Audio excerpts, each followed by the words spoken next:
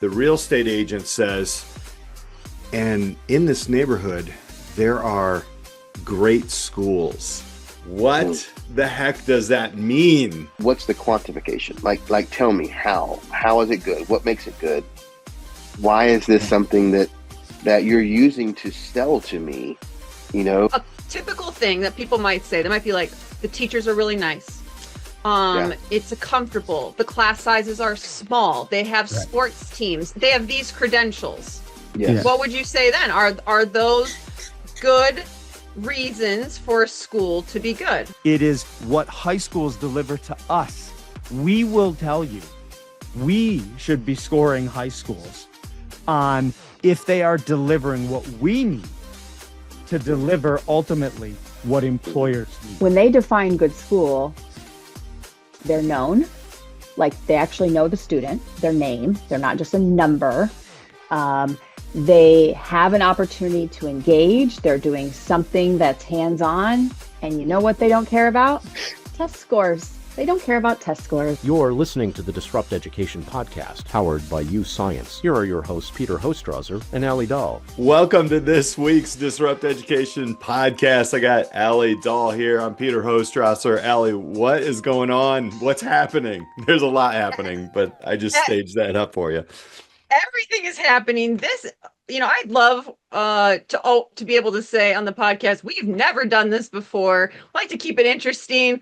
And I know we've never done this before, where we basically impromptu asked some of our I would say staple guests if they wanted to join us with basically a 10-minute warning and record on a topic that they don't know is going to happen and see what transpires. Because me and you, Peter, have been wanting to discuss this topic. We think it's super relevant. Mm-hmm. And me and you could talk about it. Yeah. But podcasting is better with friends. And opinions different than ours. And so that's kind of setting the stage. So if you're listening right now and you're like, oh, what's about to happen? We don't even know what's about to happen, which in my mind makes this podcast gold. So here we are. Here we are. So we have Jason Van Nuss and Jeremy Smith with us. Hey guys, how are you? Doing well. Thanks for having us. I can't wait to hear what this is about. Yeah. So I'm going to set a stage here, and I will give credit where credit is due on a post that came out on LinkedIn. How long ago was that post, Alli? Was that from the time that this is going to come out? But it's relevant. It's still it's like a timeless post, but it came out in the fall of 2025 is when we started thinking about this. We sit on ideas sometimes for a while. Mm-hmm. This is one of them that we have just wanted to record. Yeah. So here, let me just kind of shape this up, right? So let's just say you're moving, you're looking for a house, and you're like, okay, you found a house, and you're talking about everything, walkability scores, all these different things, and then the real estate agent says, and in this neighborhood there are great schools. What the heck does that mean? Why? So what, how do you answer that? If somebody asks you, your school's great, or says my school's great, why is that? Because that's something that always is going around. What do you add to that, Alli? My gosh, this is good. Here's the thing. It's like, in what way? And when so the post is from Mike Yates, and he exposed a lot of the assumptions behind that idea that I had really never thought about. And it's like, well, what makes a school good? And who gets to decide? So, right. If you've had that conversation, I know I have. And it's in a realtor report. It's like, oh, your school ranks on this level. Well, what is it ranked on? And if I was having this conversation with someone, they'd be like, oh yeah, the kids really love their teacher, and they just think it's such a good school. And they'll list like things that if you actually step back and think about them, there's not a lot of depth to it. And so we were like, well, who gets to decide and what makes a school good? Yeah. Well, first I would say, I mean, four four realtors who says that phrase to the four of us. Like they probably don't know what they're getting into. My first response would probably be, okay, so I didn't know we were starting to get awards for doing our job. That's thank you for giving me all these accolades for doing what I'm paid to do. But yeah, that's a great question. I mean, yeah, I I don't I know. think it's if the school cafeteria has the Mexican pizza, the octagonal, somewhat orange pizza. I don't know Yeah, if you guys had that when you went to school, but to yeah. me, that's what makes a school great. Is that the big rectangle pizza? Is that what you're talking about? No, although Oh, that's excellent too. yeah. No, this is more in the shape of an octagon, Oh, and no. it's a little orangish and a little spicy, and it's so good, Yeah. so Never Who good. had was that. it? I was listening to someone the other day, and they were like, was it done at FETC, Peter? When you're talking about the pizza and peaches and how he went to Little Caesars and was like, I'd like Yes. some peaches with my pizza. And they're like, what are you talking about? He's like, that's my favorite meal in school. Peaches, canned Peaches and peaches, pizza. and pizza. And Um, we went right to lunch. yeah. I mean, it's so subjective. I mean, because when you think about that phrase, it is the definition of subjective, not objective. Because maybe the school is in a higher economic threshold area. Maybe the school is a charter system. Maybe that's coming from a person who values academics. Maybe it's coming from a person who values career tech. And so, I mean, the legit question would be, thanks for the qualification. What's the quantification? Like tell me how is it good? What makes it good? Why is this something that you're using to sell to me? And then I guess I would yeah, I would want proof. I would want explanation. I mean, it's Let, just it let me doesn't. Yeah, so a typical thing that people might say, they might be like, the teachers are really nice. Yeah, It's a comfortable, the class sizes are small, they have right. sports teams, they have these credentials. Yeah. yes, What would you say then? Are those good reasons for a school to be good? no, I don't think there's a reason for good. I mean, I think so. There's a difference between good and comfortable. I think there's a difference between that. I think there's a difference between good and entertaining. I mean, we all have a common, friend on LinkedIn who uses the word edutainment a lot. Small sizes, small class sizes are good, but not if the teachers aren't. You're just Yeah. you're just And disseminating bad pedagogy to smaller groups of people. I mean, so the small class sizes don't really matter. I would look at outcomes. I mean, obviously, me, I would look at partnerships. I would look at, our kids being put into the workforce, regardless of what area they're coming to. I would look at counseling and I would say, is this a both and counseling system or an either or counseling system? Can my kid both be an AP chemistry student and a yeah, wet lab technician? yeah, this is like asking an architect casually, what do you think of Yeah. that building? Right. Oh my God. Yeah. Yeah. Yeah. Yeah. It's, I mean, that's what I'm saying. It's such a broad spectrum of ways that you could respond. But I mean, I'm trying to put myself in the mind of someone who's not in education, in the mind of someone who's not in like what would they say? I mean, I think the normal response is okay, good. Like Yes. yeah. but I think if I'm trying to articulate the unarticulated, right? Like they have an instinctual reaction. What are they subconsciously maybe thinking? Mm. I think it is probably that the school is safe, that the teachers are sort of yeah, enthusiastic and dedicated. And yeah, by the way, I'm not saying any of this stuff is good or bad, but as I'm trying to think, what do people instinctually think about when they hear good school? This hmm, is, what I think they do think about, which is, it's safe. They have dedicated, enthusiastic teachers. I think the lower student to teacher ratio. And then I yeah, think successful outcomes, meaning a high, again, in the average parent's mind, meaning a high percentage go to good colleges, go to yeah, college, but a high percentage of Well, those being good college. let me take that one step further. Just, and I'm not doing this to be contrary. I'm not doing this to be outlandish.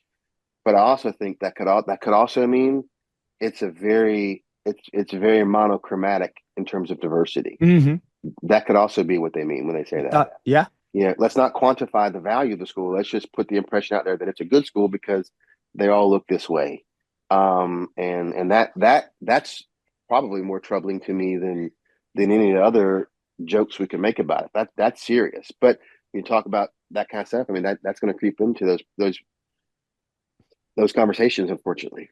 Yeah. And Jason, to one thing you said / asked, like, why would you even sell that point to me as a realtor selling you the good schools?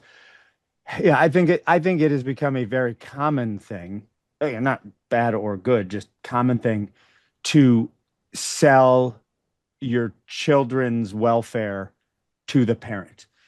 If you look at any car ad, not any, but most car ads, it's about, especially for SUVs, it's about the safety, right? They're selling the safety, not because the parents necessarily care about their safety. I mean, they do, but that's not what they care about. It's about their kids' safety, right? That if they get in a car accident, their kids are going to be safe. Mm-hmm. If you're going into this neighborhood, your kids are going to have a good future because they'll go to a good school system, which leads to a good college, which leads to a good job, and so on. So I think an effective marketing strategy has proven to be selling kids' welfare to their kids' welfare to their parents. Yeah, it's funny you say that. We just in our very colorful preamble before we press the record button, we talked about what a helicopter parent is, and the people who would come in and bye mom, there you go, mom, I want some pizza. My mom's here watching the kids, so there you go. Don't cut that out, Peter. Don't. No. Do Give not me cut some it out. meatloaf, Mom. That's totally staying. That's Absolutely. totally staying in there. That's probably because you didn't go to a My good mom. school when you grew up. Probably. But I mean, we just talked about that, what the helicopter parents look like, and the people. It's the safety, but it's also, I think that good schools, safety. In my mind, I think of just my interactions with parents, and I don't think this is always painting with such a broad brush. It's not a good practice, but I think sometimes a smaller school also kind of makes it where things are a little bit easier to sweep under the rug. Maybe things are a little bit easier to kind of you're more relational, you're more this, and so I see a lot of times within my students and friends who are in the practice is that it's it's the guarantee what you're talking about, Jeremy, of success, but without that high level of investment. Again, whether it's academic or career tech, it's a good school. So even if your kid comes and has a really bad case of senioritis, that they're probably going to by osmosis be successful. Yeah. So I'm the reason why, if you're watching this, I'm keep looking over because I wanted to dive into an online like real estate like company. And then I wanted to look at who rates their schools. Now, I won't say the company that does, but there is an explanation. So I'm interested because it's a rating on a lot of these websites, right? You'll have 1 through 10 and everything like that. And I'm looking back through the schools that I've worked with, anywhere from a 2 to a 10, man. It's been crazy. It gives a stronger emphasis on equity and student growth measures in addition to college readiness and test score proficiencies. And then obviously it goes through the old lawyers like, well, really, you should just check yourself, So, but I thought that was interesting because back in the day, right? College for all that was all, hey man, college readiness, test scores, GPAs, and those types of things. It was interesting because the high school I went to, kind of like what you were talking about there, Jason, was a smaller community. I graduated with 97 students, and so there are about 400-ish students. It has since doubled in population, but this year they boasted a 100% graduation rate. Yeah. What does that mean? Yeah. Trust me, I graduated. I didn't learn a lot. Exactly. I have my diploma down here too. You're bringing up a whole another topic that's related to this, And quite frankly, I'm disappointed that I didn't think about it. And but if you go back a couple of months, I contributed to one of Christie's articles on industry recognized credentials, That's and I was Christy very Valesky, by the way. yeah, Christy We're on Valesky, a first name absolutely, basis here. yeah. And I was very matter of fact in that, and just saying, look, shouldn't be industry recognized credentials; it should be industry valued credentials. And I think what we've begun to see, especially listening to Jeremy and how he's brought this, is all jokes aside, um, how is a diploma? Is it an industry recognized credential or is it an industry valued credential? And I think it's something it should be valued. Um, but again, education doesn't have any leg to stand on when they're talking to industry. Industry, we've broken too many promises, and a lot of times we push kids through the door because of our CCRPI scores or because of our whatever it is, and we're doing it just to say we have a high graduation rate. And if you don't think that's happening in your school, okay, I'm in South Georgia. I mean, I'm talking about whoever you're listening in Hawaii, you're listening in Alabama and Wyoming. If you don't think it's happening in your school, you are wrong. We are inflating numbers. We are diluting accountability. We are doing this for the sake of higher school scores, which means more money, which means that people can say, buy a house in this community because the scores are good. And it's like, well, prove it. Because I've seen firsthand at multiple schools where I've been where they let AP kids, AP, the brightest of the bright, the kids who are the torch bearers for schools, they let them retake tests. I'm like, what? This is AP. This is like, what do you mean to retake a test? How in the world? That's grade inflation. Yeah. But And it's interesting too, because one, what you said, Jason, about the inflation around graduation rates and the like being around because you have better school scores, so better funding, more funding, and all of that. I think there's a second factor at play as well that leads to the combination of the grade inflation as well as the graduation rate inflation, which is going back to something talking about before we started recording, the helicopter parents. Teachers just don't want to have to deal with these parents. And if they give their kid a C, they know that they are going to catch holy hell, and they're going to end up in the principal's office talking about why they gave this kid who definitely deserved a C, why they had to give them a C, and then sit down with the parents and get yelled at by the parents. And they don't want to deal with the hassle that yeah, comes from these helicopter parents yep, of treating these kids as they should be treated, giving them the right grades or the right graduation or not, holding them back or not. And it's, yeah.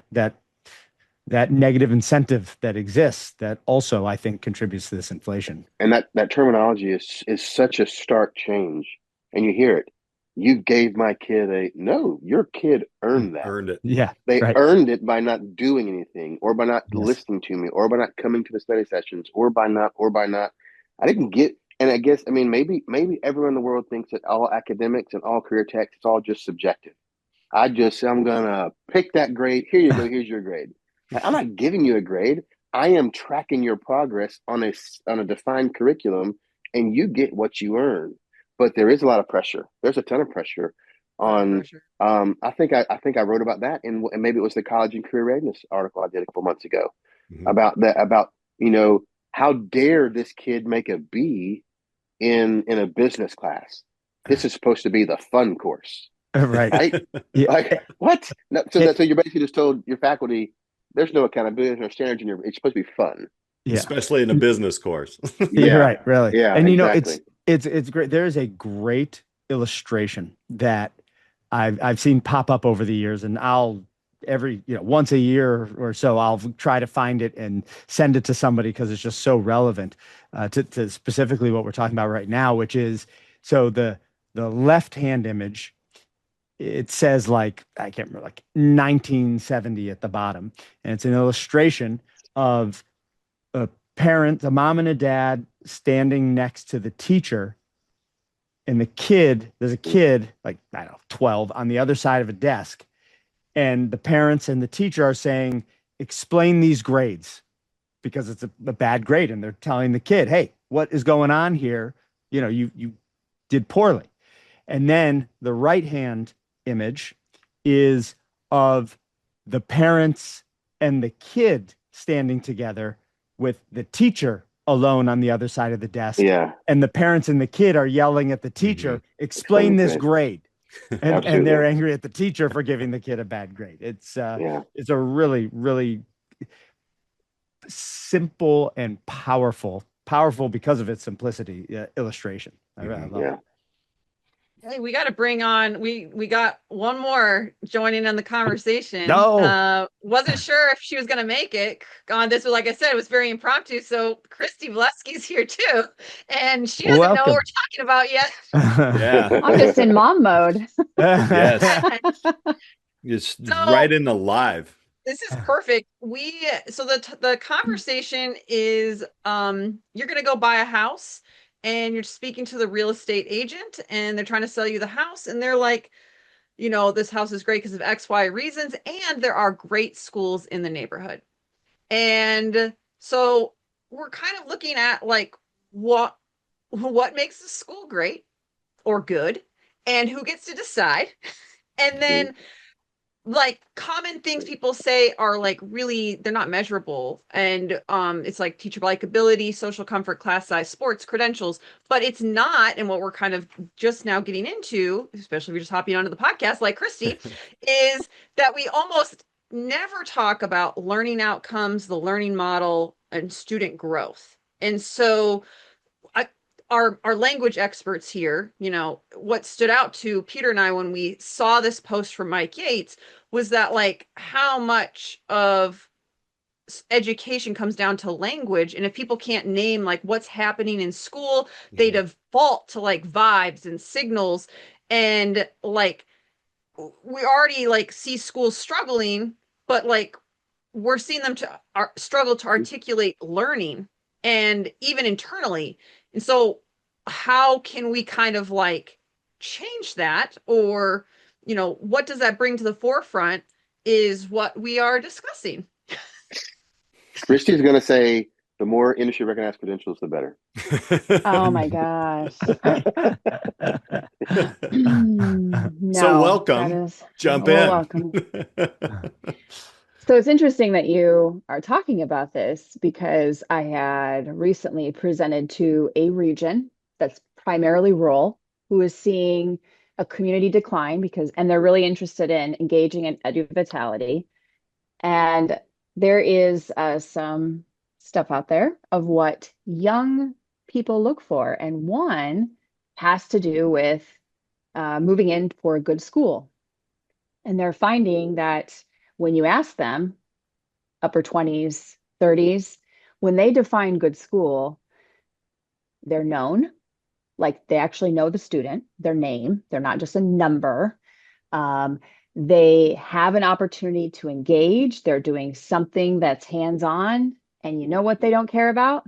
Test scores. They don't care about test scores.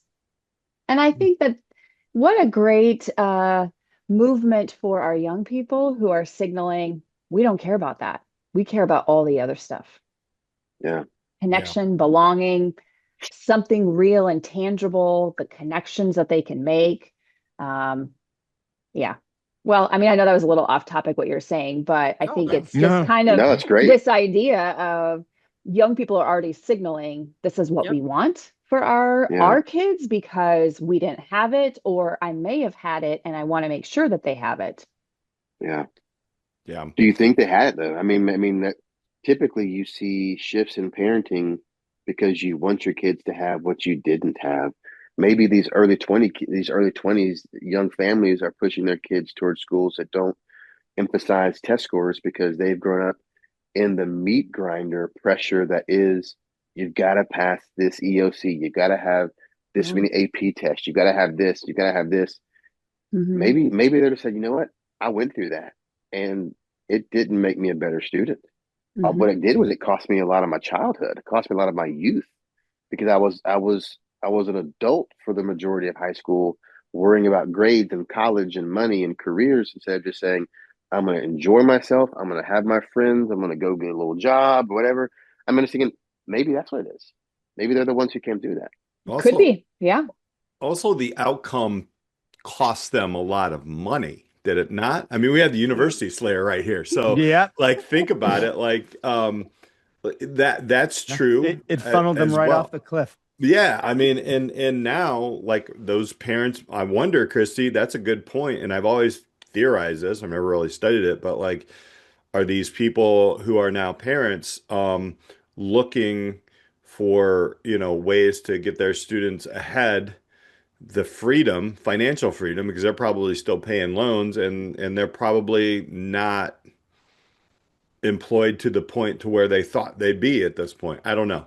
That's what I kind of heard underneath that. Yeah. And I will say, so when I go back to when we moved into where we live now, back in 2014, we looked at this particular school district because similar but not quite as articulate as these young people, but it was, we knew and as educators that there's no place that has all the things. There's pros and cons to every place that you go, but Sure. we wanted our kids to feel like they could try something. Like if they wanted to be involved in an extracurricular or a sport, or if they wanted to try music or whatever that could be, that they felt like they could try it. So Yeah. that was important to us. We also wanted them to have like that medium size school district. So they had options. So they weren't so restricted because it was so small, but they weren't so big that they just got lost in the system. Because I had taught in a school district where kids were routinely just lost. They kind of, there's just so many people in the hallways, so many people in their classes. It was hard to be known. So I wanted my children kind of the same way. Like I wanted them to be known. I wanted them to be more than a number and I wanted them to try things. I wanted them to be in a district that was willing and had the funds to be able to invest in professional learning so that educators were routinely on the cusp, but we didn't have to be in like the top district of anything. And I sure as heck didn't look at test scores. So I will say in the post that again Mike Yates posted, he talks about his Alpha Emergent Academy, which I think is a great example of how they did school differently. And they shifted the messaging internally and externally. And I thought it was really interesting. They changed how parents, students, and teachers talked about learning. So they had 3 clear promises that every kid would love school, learn 2 times faster, and learn life skills. That's, in my mind, simple. It's Yeah. memorable, centered on Yeah. student experience. They had radical clarity on student learning. Every guide, so they called their teachers guides, or everybody in the building knew where every student was academically at all times. It was non-negotiable. They used Google Sheets and prayer. It wasn't on a dashboard. There was no AI with this. And so when someone asked, why is Alpha a good school? There was actually an answer tied to learning. So when we read that, we were like, why don't more schools do this? Like every parent, student, and teacher, anybody in the district would be able to list those 3 things. So it's like it now, I don't know, I think they accomplished it, but like when you're talking about Christy and Jason and Jeremy about, like what makes a school good, I think we can all say like those are, I would say for me, like things to strive for. But Mhm. I was like wondering like, why don't more schools do this? And then like, would you add anything to that list? Thinking about again, what makes a school good? Yeah.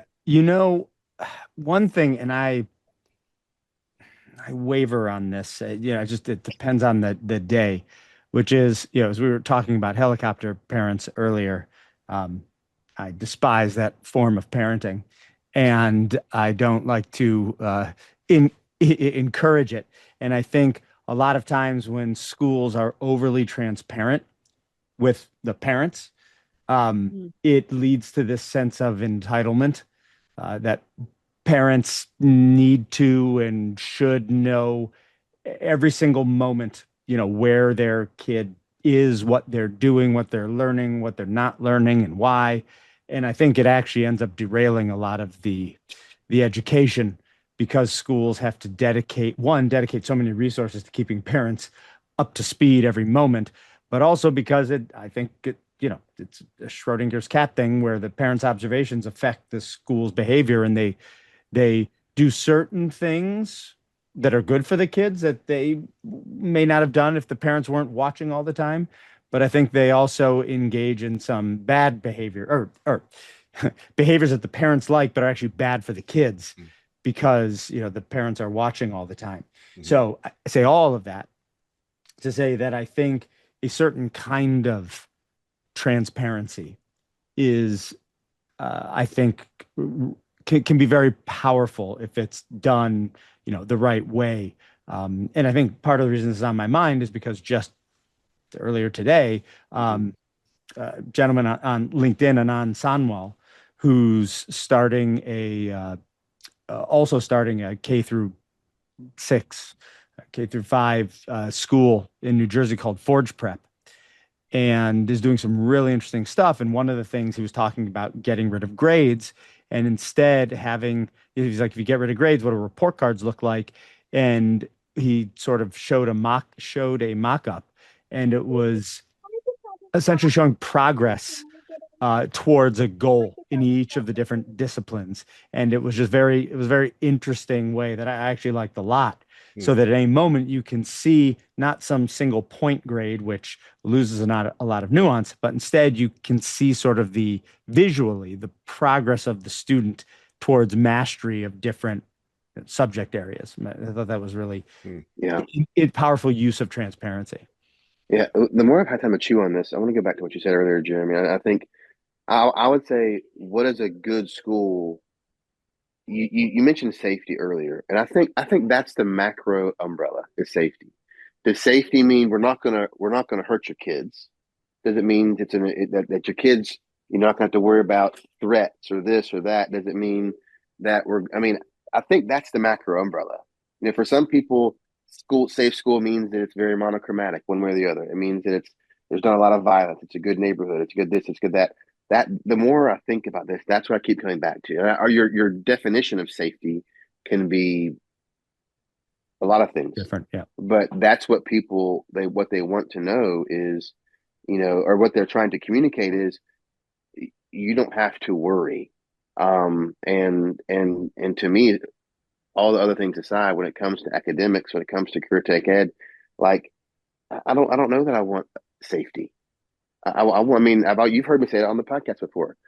The way kids to me are become resilient kids, successful kids, is we push them to failure, and then we remediate and show them where it went wrong. And that's the whole premise kind of behind the reverse career fair is you don't know how to sell your skills. So we're going to push you to do it. And when you fail, I'm here to say, you should have done this. You could have done this. Here's where this went wrong.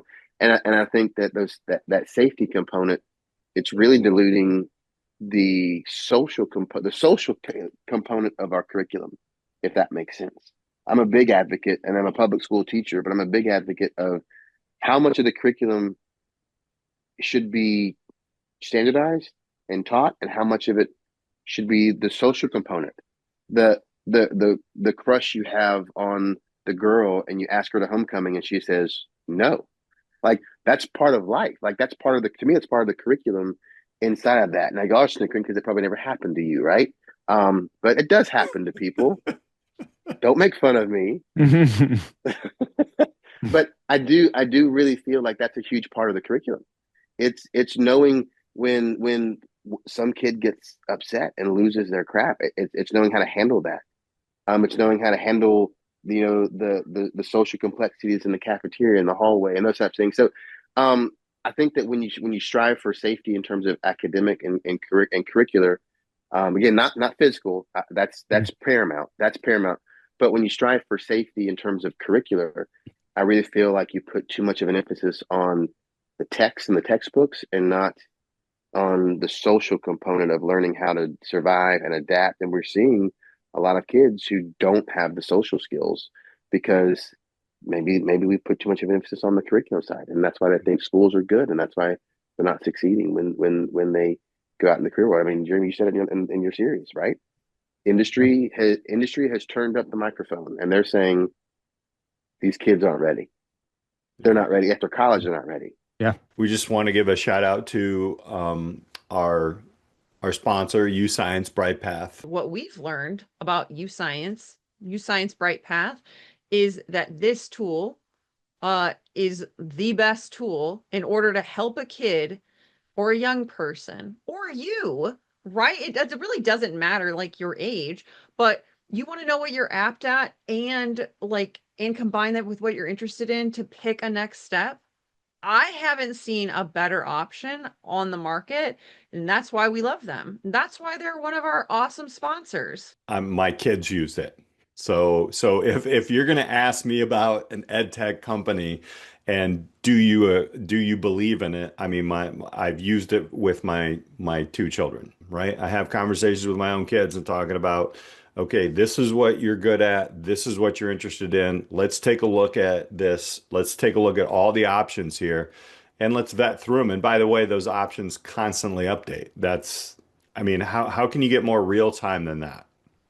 Right. I'm just waiting for them to add skydiving instructor into the mix. Like, I don't know how you test for aptitudes on that. If they need help, I can help them. You start with the individual in education. That's what we've been talking about in CTE all the time. Like who are they? Who is the individual in front of you? And even in the internship programs that I've worked with, it really starts with the student. It doesn't say, you're good at math, you should go this way. That's the old traditional kind of way that we thought worked, but we also know that there's data out there that that doesn't really work, right? So once a student knows who they are and kind of how they're wired to succeed, honestly, then you start to build from that. And that's the foundation. And what I like about UScience Bright Path is really it doesn't stop there. It can create a plan, individualized plan.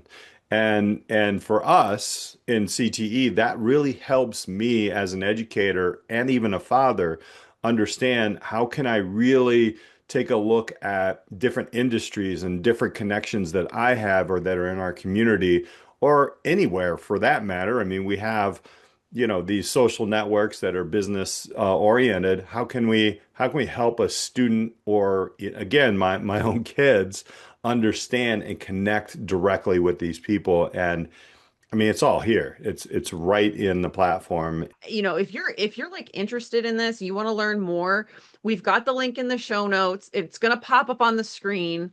Check it out, learn more. They have demos. You can learn more about it, and we just love it.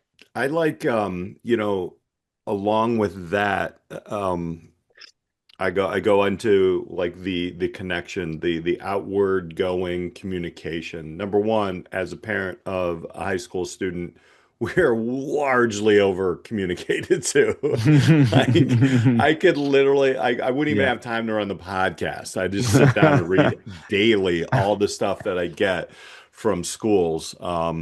And I think that is a problem. I think that maybe works for a very small percentage of parents who really want that. It sounds to me like it's more legalities and things like that. Well, we did this, and you always have lawyers on retainers and stuff. Don't want to shoot them down, but everybody's trying to protect everybody. The other thing that I do see in certain administrations, and I think Krista, you can probably talk to this a little bit too, is the data. It comes down to where can we push a data point to look good to maybe grab some funds, right? And we're going to just do that and check the box, and we're going to say all these kids did this and they met this level. And really that level, like you guys are saying, it's a little bit inflated, but how much does that, I mean, look, we're still talking about seat time in schools and those types of things. So how much of this is data? And Krista, you have a lot of work in that area, especially at district and state levels. I wanted to ask you, like, what does that look like? Is that because a good school is, oh, we have an average of 1400 on an SAT, or we have, all these different things. I don't know. 90% of our kids have taken one AP course. What does that mean? You know? I think it means Uh, 9 out of 10 students took an AP course. Yeah, I'm right. not That's I'm exactly. not an educator, so I don't know. But that's what it is. it is cherry picking. Yeah. What will look good? What do people want? What is your community looking for? And how do you capitalize on that? I've seen some really bad data that you have to really dig for to see, but if parents saw, they'd be like, what's going on? Like our kids Yeah. can't read, but that's never shared. It's tucked away. When I was at the department, like you could see this stuff and you're like, oh my goodness, this is not good. Don't just send them out to go do this apprenticeship if they can't even read. Like we need them to be able to read. But when it comes to data, it's all about what you can do and what it looks like. And I had a conversation with a former colleague who's at a different state department, and the entire conversation was centered around how do I collect this data with integrity that pushes the field to do the right thing Mm. and eliminates the loopholes that people are going to try and push to check the box that they're doing it when they're really doing not good things for students. So that's what I was talking about. You got to have your data become like a matrix where it's like self-checking each other. It's possible.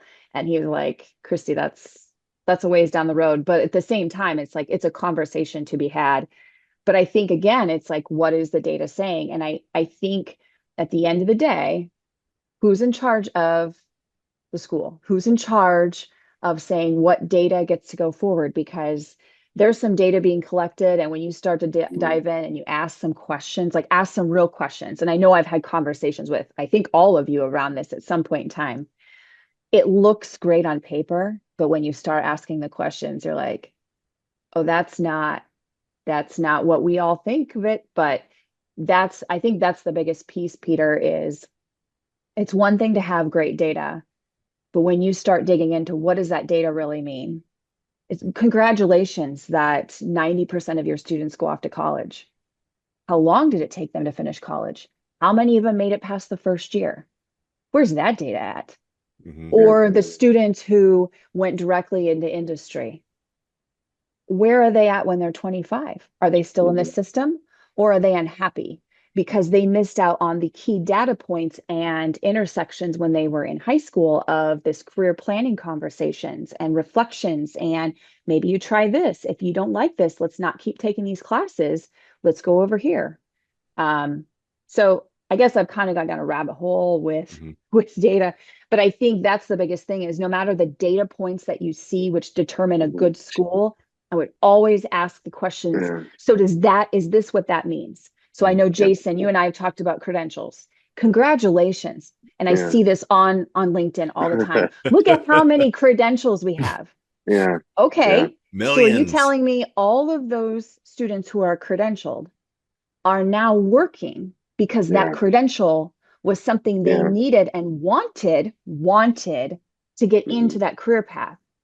Or was this a number so that you can receive additional funding? Is it the game that we're playing of the shell game of passing Oh, yeah. money to these credential companies? Oh, wait, I Absolutely. said that out loud. Sorry. Yeah. Yeah. This is Yeah. 6 o'clock, Christy. I'm not editing. Yeah.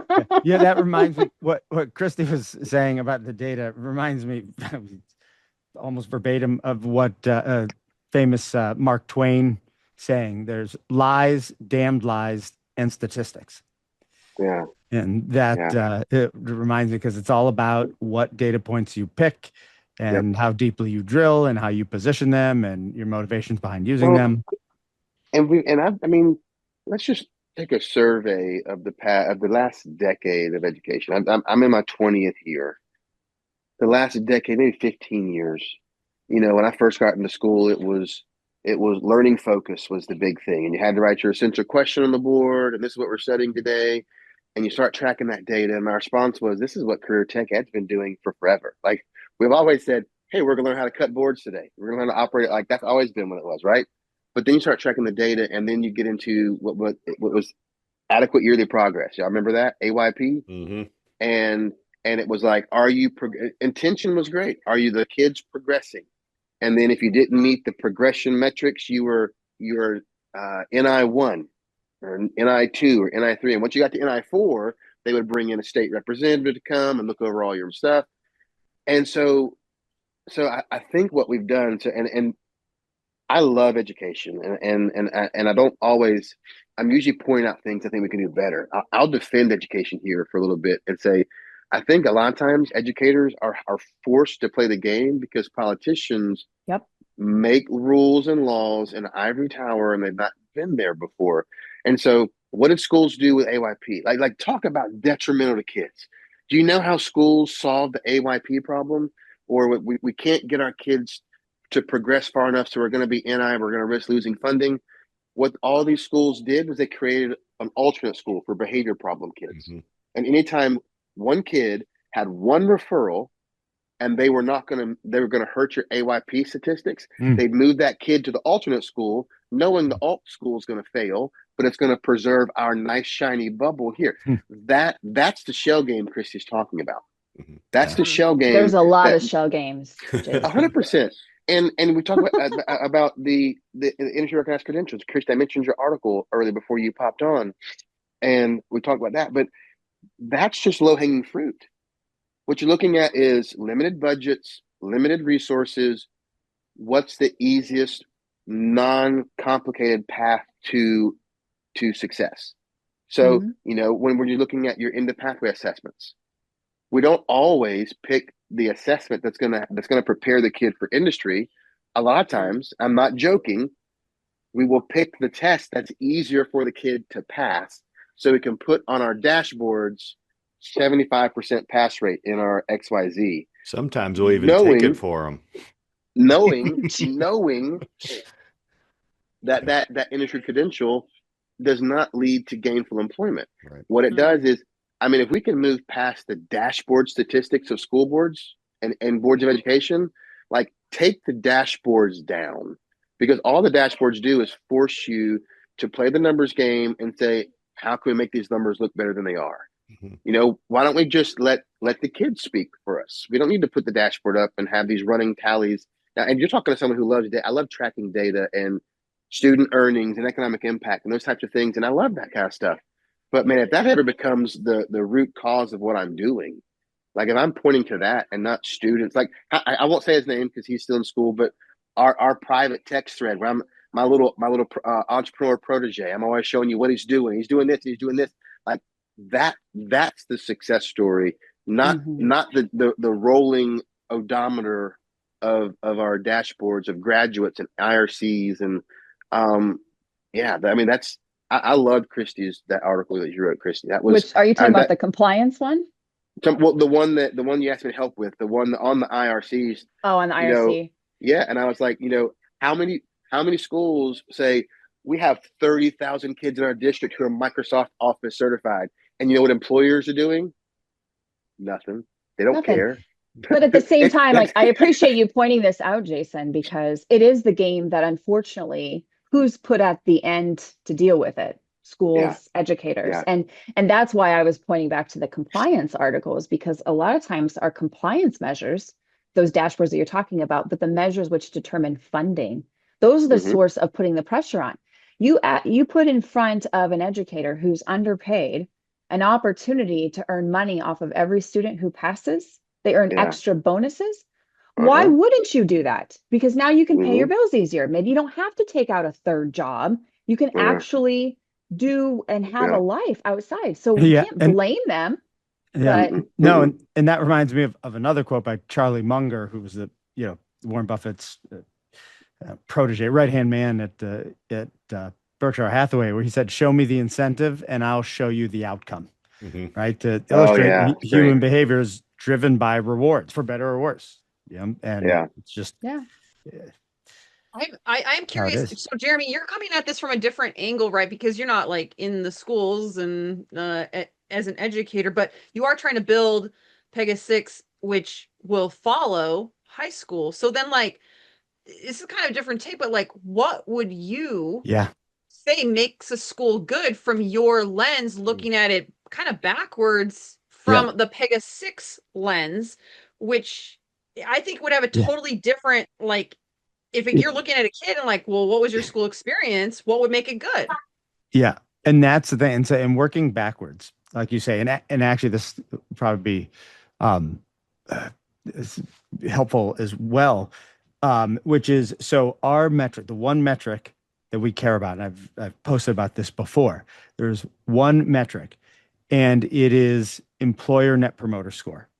In other words, when the employer's hiring students from Pegasus, we send them a survey. It'll be 3 months after the student starts, and then 6 months, and then annually from there. It's on a scale from 0, like a normal net promoter score, but we've modified the question on a scale from 0 to 10. The next time you have to hire an entry-level employee, how likely are you to hire a Pegasus grad? And right there, that's everything that we need to know. Mm-hmm. That whether we're doing our job or not is in that single number. And there's so much inside of that number, just unsaid, implicit things of why the employer writes 10 or 9 or 2. Not that I ever expect we get a 2, but it incentivizes us perfectly. It aligns our incentives perfectly with the customer, which is the employer, right? That is who is buying the student, right? That they are consuming the student as an employee. And so if they're just giving straight 10s, one, we know we're doing the right thing because it means they're going to hire more from Pegasus. Other employers will see that and they're like, well, holy cow. I mean, these are churning out the best employees, I guess. So we're going to hire from there. And then more parents are going to send their students there because they know they're going to get jobs at great companies because every employer who hires loves what they're getting and is going to hire again. And so it aligns the incentives perfectly. And as importantly, it is incorruptible. We can't manipulate the net promoter score. We can't say to an employer, hey, don't give us a 3, just give us a 10. Yeah. You're not going to do Hire that him anyway. Yeah. because we don't control our own score, right? Yeah. We don't control the metric by which we are compensated. Not quite directly. We don't receive bonuses for good net promoter scores, but we get better and bigger and more parents or more students and employers. And we cannot manipulate it. We don't grade ourselves, right? Someone over whom we have no control, the customer, grades us. Yeah. And you can't manipulate. The only way you can manipulate that score is by doing better, by delivering exactly what it is they want, right? Yeah. And so now working a step back, and so that's why that score is so pure, right? Because it tells you exactly how you are performing for the people who it matters most, which is the customer, which by the way then circles right back to the student, right? Because the happier the employers are, the more likely they are to hire your students and to pay them better and to advance them and all of those things that are to the benefit of the student. And it gets so pure because again, we can't control it. It is incorruptible. Well, what a fascinating point. So think about this. Yes. In the business world, a law firm, a bank, you put out your financials and then you legally have to get an outside entity to audit your outcomes. Exactly. Right. Where you don't audit your own. Where are the audit outcomes for schools? Yes. Now here's the thing. It makes no sense that we get to create our own scores. Right. That's crazy. Yes. Now here's the one thing with the auditor analogy, which I agree with for the most part. But here's why I think the customer is a better assessor, which is auditors. I think the equivalent analogy there almost is the accreditors, right, of schools. They might set out, as accreditors do, auditors don't, but accreditors do. They may set out things. Well, actually, that's not true. I think auditors do too. They may set out checklists, things you have to do that actually have nothing to do with the quality of the education you deliver, because it's outdated, because they have conflicts of interest, because whatever reason. And where the customer, they almost can't not offer the right metrics, right? The right basis on which to measure you, because it almost doesn't matter. Like if they want the tallest students, you can say they're wrong, but they're not going to hire any short students. So you better find a way to grow your students. Mhm. And that's why it's such a pure metric. Is not only is it third party, but it is independent and is the person paying you Yeah. for what you're delivering. So you're And- saying stakeholder view is what it is. The yes. difference between a customer Exactly. auditing you and an auditor is the customer is also the stakeholder. That's right. It behooves them to give you that That's makes right. sense. I like that. Right. They will only give you a great score if you have earned it, not because you do other business with them or Okay. compensate them in other ways. It's because they want a product and you're delivering the best version of that product, and they're going to score you high. And if you're not, they're going to score you low. And That makes so, me think of something. Go ahead. oh Sorry. yeah, just one quick thing, because it goes to what part of what Allie was asking, which is then working backwards. What that means is that, and this is where the whole thing breaks down, because colleges, I don't know if you guys have ever heard me say this before, but the university system is broken. And Novel. yeah, newsflash. And the thing is, because it should be, you work backwards through, I've used the supply chain analogy before, and you work backwards through the chain. It's how customers score us, or employers score us. That is how we know if we're delivering and what we should and shouldn't be doing. And you continue to work backwards through the chain. It is what high schools deliver to us. We will tell you, we should be scoring high schools on if they are delivering what we need to deliver ultimately what employers need. Yeah. Which is then all to the benefit of the student, obviously, Yeah. for a variety of reasons. And so it's each link in the chain should be assessing the prior link, because you can't manipulate. If I am saying, yes, you are giving me exactly what we need, high school system X, they can't manipulate that. The only way to manipulate that is to keep giving me exactly what I need to give employers exactly what they need. Yeah. And it's, but the problem, and this goes back to the broken university system, is they don't care about employers. They are assessing on all the wrong things for many of the wrong reasons. And so, not that there is any score of colleges assessing high schools, but again, I think that's how it should be, is higher ed scores high schools, which scores middle schools, which scores elementary schools, right? Are you delivering me what I need to deliver, what I need to deliver? But if colleges are totally off base in what they're looking for, then they're like, hey, the only way the only high schools I'm going to be, recruiting from or wanting students from, are those who have memorized every Edgar Allan Poe poem, because that's what's important, And so if that last link in the chain breaks, it cascades backwards through the whole system and breaks that system, because each link is delivering the wrong thing, because the party at the end is asking for the wrong thing and looking for the wrong thing. Yeah. There are so many different podcasts we're going to branch out of this, Allie. Like I'm Hey, right you away. want to bring in a counselor or something, like, and who's willing to be candid. Yeah. Rip off the reality. I may know someone Yeah. who has a lot to say, Jeremy, about. There's Yeah. some stuff that goes behind closed doors, like with universities, and looking at different things differently because of what they learn from historical as students are coming from, but it's not widely advertised. And I do think you're right, as far as there should be this backward evaluation. But it's tricky with high schools, right? Because there's not like one place that they all go. Who is the So customer? then how do you backtrack? So they ended up in a business, but did they go to a college first, whether it's a 2-year or a 4-year? And then is it really the result of the college, or was it because of the high school? Like, I think that'd be really hard to evaluate, but I do agree that there needs to be a better system of evaluating than what it currently exists, which to my friends in the chat, you can see that, but everybody else, it's ask the right questions of the right people, but we can't advertise all that. I'm going to check the chat now. Yeah. So yes, I that's privileged information. So Absolutely. the peeps who are listening to the podcast, watching the podcast, sorry about that. But What? that it may come up in another episode because I think now, I mean, you can go into, a school Yeah. system is, I mean, what is it? I mean, what makes a good school? Is it different for different people? Is it different for different Yeah. outcomes? And I'm just talking K through 12 here.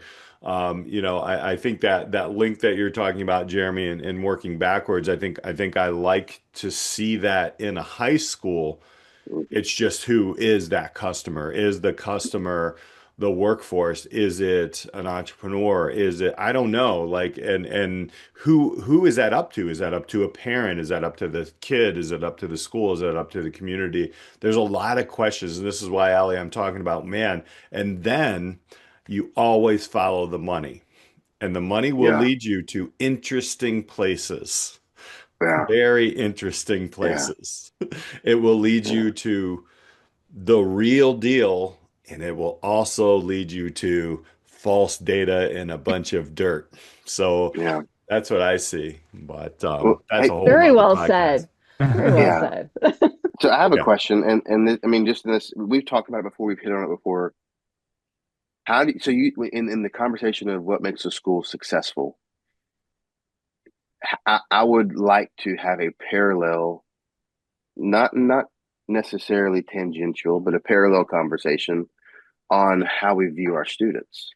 I think Jeremy and I know Mhm. we've had this Yeah. conversation. Jeremy and I are very much alike that we view our students as a product. I understand that can seem very um Dehumanizing is what people impersonal, have yeah, said. Yeah. dehumanizing, yes. Um, but I think when you and so I think there's really kind of four maybe roles. You view them as a customer. You view the student as a customer. You view them as a client, as a stakeholder, or as a product. I think career tech ed typically, most of those people are gonna steer more towards the product because we actually do have a tangible outcome for our students. I think the academic world is a little more ambiguous in terms of you could be an AP kid and go be a chemist or go be architect or whatever. But if a kid's in a welding class, that's what they want to do. They're probably going to be a welder, so it's a little bit easier to focus, more narrowly on the product. But just want to get what are your thoughts on that? I mean, I know there's pros and cons to different areas of viewing of student, but I think that is going to influence how you determine a school is if they're evaluated success or not. I think for me, the one of the important takeaways from this post and what got me really thinking about this was just know, like, ask better questions. Don't just settle for something like if having your student quote unquote be treated as a product versus a stakeholder versus a client versus a customer, what's important to you, and asking like, well, what, like, rather than like just like, how is Johnny doing, like what is Johnny learning right now, or like, why is it this schedule, why is it this curriculum, why is it this model? Because I think there are differences in what makes a school good and how people are going to define that, right? We've heard differences on this podcast. So for me, I think just breaking out and like not just accepting like, oh, well, they have small class sizes and the teachers are really nice, and accepting that answer is like, well, thinking about what do you value? Because that's how it could change, right? Like if the Mhm. community members and the parents and the students are like, this is the value that's important to me, I think that would disrupt a school district because they would be forced to, on some level, to do it, Mhm. right? Like if their kids aren't getting jobs, they aren't going into college and whatnot, like then in theory, less people will want to go there. So it's just, to me, it's defining like what is important to you and then doing something about it, Mhm. right? Like if the model Jeremy's presenting is important to you, then like find a school district that's doing it, or what you're doing, Jason, or what you're doing, Christy, or what you're doing, Peter. Like I think there are enough models out there now, and they're becoming more prevalent. The conversations are out there where you can, I mean, not everybody, I know there's some equity issues here, but like in theory, you should be able to pick a school that is doing the things that you think are good, and be able to ask those questions. I've always thought about and I brought this up maybe 2 or 3 school districts ago, about if you're a parent, and we'll just go to the helicopter parent thing, right? If you're a parent and you want to know everything all the time, within that school, you're over here in this school. And you build these things, and I feel like we're getting closer and closer to that. If you're a parent who's just like, I want my kid to go in, I'm not gonna be that person yelling at the teacher. I'm gonna let this go, then it's over here. And I don't want to see the grade book. I don't need to see the grade book every day. I don't need to see all this feedback constantly. And again, I'm speaking from a secondary level. So, but things like that, I think that would be amazing if you had like 4 maybe core, this is what cool schools look like, that we can kind of divide up. It would be an interesting experiment. I would always think, like, some parents would be like, oh, I want to keep up with the Joneses, so everybody's putting their kid over here. Maybe that's what would happen, but I don't know. Like, I really would think that because, as an educator, and I know Jason, you've seen this, Christy, you've probably seen this, Allie, you've seen this, Jeremy, you hear about it, and you're a parent as well. Like, you hear about like these parents who are, my kid is this, and you need to tell me, or you have the, I'm just going to trust you, and you just go for it, and you'll figure it out, and I'm going to be here for support as a parent. And I almost said as it should be, but I didn't want to say that because, that's just my opinion. Yeah. No, But, I'm of that school too. I don't know my kids' middle names. Yeah. Kind of let it, I'll get figured out. So, but there's value in that though, Peter. I mean, Yeah. I remember when we put my kid, my oldest kid's in 6th grade now, and the one you met off camera, and I remember going to her teachers, and I it's always weird when people come to when I was in the classroom, they come to me, and the first thing they say is, "Oh, I'm a teacher." And I'm kind of like, okay, like I mean, is there like a bro code I'm not aware of or whatever? But I would go and tell her teachers, I said, hey, look, I know you know that I'm a teacher, but I'm not an elementary school teacher. So I have complete confidence and you can do your job. If you need any help from me, let me know. Mm-hmm. And I wanted to be that for 2 reasons. I wanted my daughter to know that in the classroom, her teacher was the authority, not her daddy, who's also a teacher, but I also wanted to empower that teacher. I would love for someone to have that attitude to me with their kids. And I've got a few who come in and say, hey, look, we're doing the youth science, the career counseling thing. Like, what you tell my kid, like, we're going to help with that. Like, that's your area. And there's not enough of that. There's not enough of that, of people actually trusting the educator. And maybe a part of the educator. I mean, there may be a lot of educators who dropped the ball and not done that. And so maybe we're our own worst enemy. When we're not going to recruit to our profession, we're going to sit in the classroom and tell kids, actively talk the brightest kids in our classroom out of becoming teachers because all we do is complain about our jobs. Like, maybe that's why schools are, the variable for success is a wandering variable. Yeah. That's a future podcast. Yeah. Right. From a teacher to a parent. Don't do this. Do this. Yeah. Ooh, I want to be on that one. Yeah. Yeah. And, because that reminds me, I'd forgotten about it, or I wasn't thinking about it until you said it, Jason, but I do that when I have conferences with my kids' teachers. The first thing I say to them when we sit down is, look, I'm on your side, not whichever kids I'm going in for a side. And not that they're bad. They're good kids. They're not going because they're in trouble. It's just, check-ins or whatever.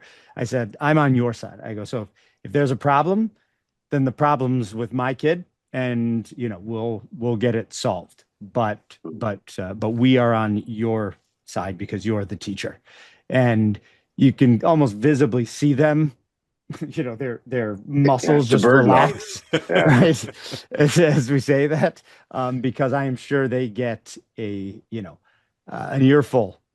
We all have stories, Jeremy. Yes. We all have stories. That's a podcast right there. I taught chemistry people. That is where the A students who have been A's their whole life suddenly all of a sudden aren't. So I got the root of what you're going. My worst class in high school, right there, Allie. You know it, chemistry. Infinite campus stalkers. Is that what you're? Yes. He said helicopter parents, aka infinite campus. As soon as you put it in, within 2 minutes, you could always count on that parent. emailing you. Right. Yep. Well, We have so many different breakoffs Yeah. here. We can talk funding. We can talk how students are viewed. We can talk parent stories. I feel like we may have to, continue this conversation in different areas. Yeah, Allie, final thoughts. Oh my gosh, this is amazing. Just popping Thank in. Thank you all. Yeah, I thank you guys for, joining this very impromptu recording session that you had no idea.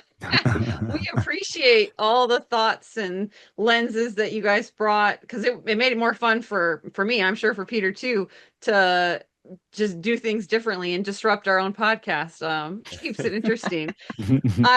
I was thinking just from a lot of what you all were saying is this idea of like a beginner looking at something versus an expert looking at something, and like beginners make things more complicated and an expert makes the complicated simpler. So I was thinking about in terms of like what makes a school good. I think we've made it too complicated, and we've got quote unquote these beginners, so to speak. Like they might be experts in other areas, but they're beginners in how do I tell the school story, and they're making it too complex, and it's way too complex. So how do we get more expert lenses and maybe people who are really good at telling stories and making a seemingly complicated system simpler? I think that's where we're at in education is in order to disrupt it, I think we need to break down some of these complicated conversations and simplify them, which I know is easier said than done, but that is something I kept circling as you all were talking. Yeah. Well, I mean, I do want to throw out a thank you to Mike Yates for that post. I mean, it was very engaging. It was an interesting, and I know Mike personally, and he knows how to ruffle feathers and just change and have disruptive conversations. But these are the things that are necessary.